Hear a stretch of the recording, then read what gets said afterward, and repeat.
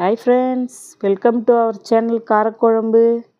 இன்றைக்கி ஒரு சூப்பரான சாஃப்டான பூர்ண கொழுக்கட்டை தான் விநாயகருக்காக செய்கிறோம். எப்படி செய்கிறதுன்னு பார்க்கலாம் வாங்க. ஃபஸ்ட்டு ஒரு பாத்திரத்தை அடுப்பில் வச்சுக்கோங்க. ஒரு 4.5 கப் அளவு தண்ணி ஊற்றிக்கோங்க. நான் ஒரு 3 கப் அளவு மாவு எடுத்திருக்கேன். ஒரு கப்புக்கு 1.5 கப் அளவு தண்ணி சேர்த்துக்கோங்க, கரெக்டாக இருக்கும். 1/2 ஸ்பூன் உப்பு சேர்த்துக்கோங்க. தண்ணியை ரொம்ப கொதிக்க விட வேணாம், அது சூடு நல்லா வந்தாலே போதும். ஒரு 1/2 ஸ்பூன் நெய்யும் சேர்த்துக்கலாம். இப்போது சேர்த்து நல்லா கலந்து விட்டுக்கோங்க. இப்போது தண்ணி இந்த அளவுக்கு நல்லா சூடேறி வந்துடுச்சு. இந்த அளவுக்கு வந்தால் போதும்.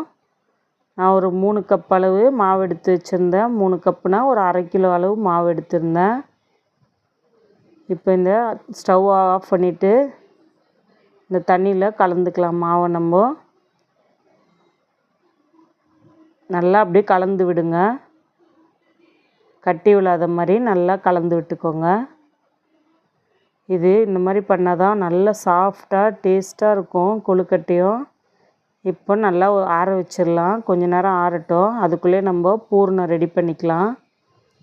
ஒரு 1/2 கப் அளவுக்கு வேர்க்கடலை எடுத்திருந்தேன். அதை நல்லா வறுத்துட்டு தோலெலாம் நீக்கி சேர்த்துக்கலாம்.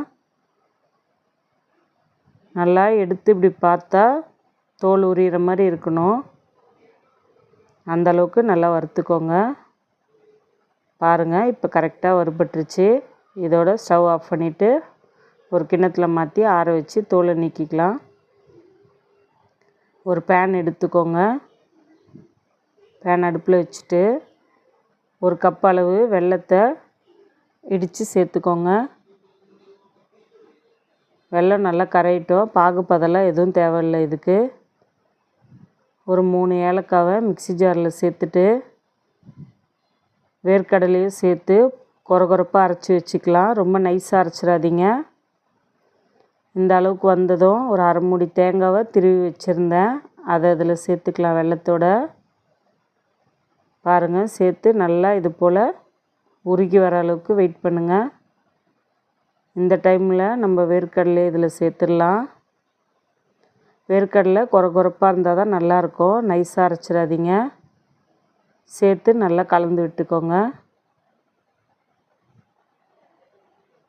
அவ்வளோதான், ஒரு பூர்ணம் ரெடி ஆகிடுச்சு. நல்லா இது போல் கலந்து விட்டுட்டு ஒரு ஸ்பூன் அளவுக்கு எள்ளு சேர்த்துக்கோங்க. எள்ளு ஆப்ஷனல் தான், வேணும்னா சேர்த்துக்கலாம்.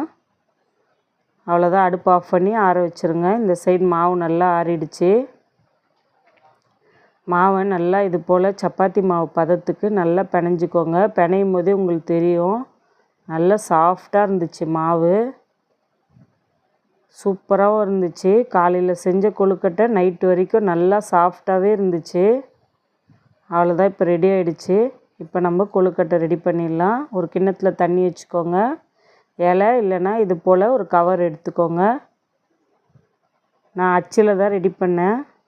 பாருங்கள், இந்த மாதிரி உருட்டிட்டு மடித்து அப்படியே ஒரு அச்சில் வச்சுருங்க. அவ்வளோதான். கை தனியாகவும் நம்ம செய்யலாம்.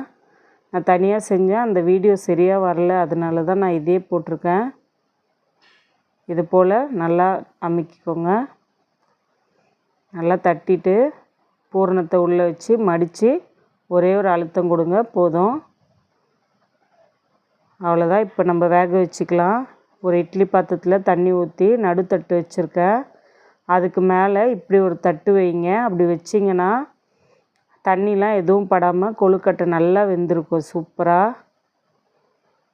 ஒரு 5 நிமிஷம் மட்டும் மீடியம் ஃப்ளேமில் வச்சு வேக வச்சு எடுத்துக்கலாம். சூப்பரான பூர்ண கொழுக்கட்டை ரெடி ஆகிடுச்சு. கண்டிப்பாக நான் செஞ்ச மாதிரியே ட்ரை பண்ணி பாருங்கள், நல்லா டேஸ்ட்டாக இருக்கும். Bye friends.